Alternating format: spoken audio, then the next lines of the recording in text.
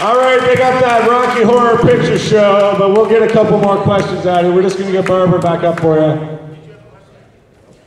We want some good, juicy questions from the audience. We want some experts. Who's a Barbara Steele expert up there? The front row?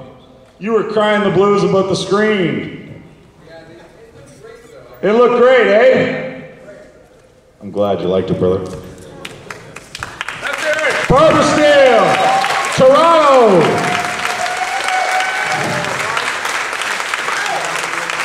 All right, we have time for a couple more questions. I think we got one in the front row. Jake?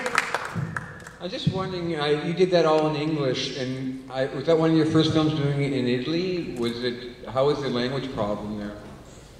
Or was there a language problem? Well, everything was, there's so much noise going on all the time in Italy. People are singing arias, people are making shoes, you know, so like, there's like, there is no direct sound. And I mean, in my experience in those years, there was never direct sound.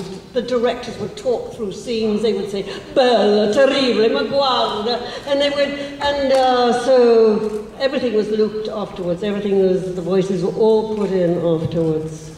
And sometimes we worked in Italian and sometimes we worked in English. And in terms of Black Sunday, well, I just arrived in Italy, so it must have been in English. I was speaking English, sorry, yes. All right, we got another one way here at the back. Okay, we got one in the back. How do you end up getting the role in Fellini's 8½? Sorry? What was that, Jake?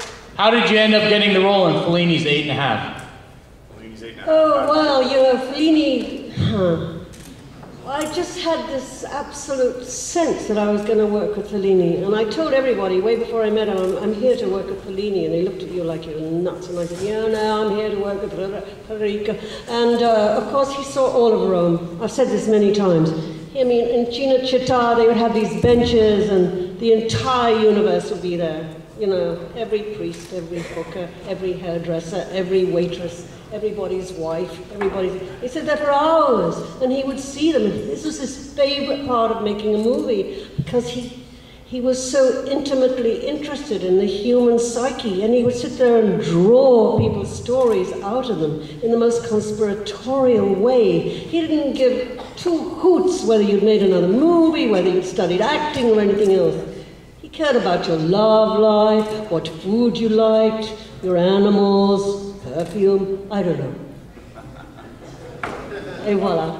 All right, we got time for two more questions. Okay, we got one right here. I'm dying to know about the makeup. How would you transform from different ages? How was that done, with different lighting, or how was it done?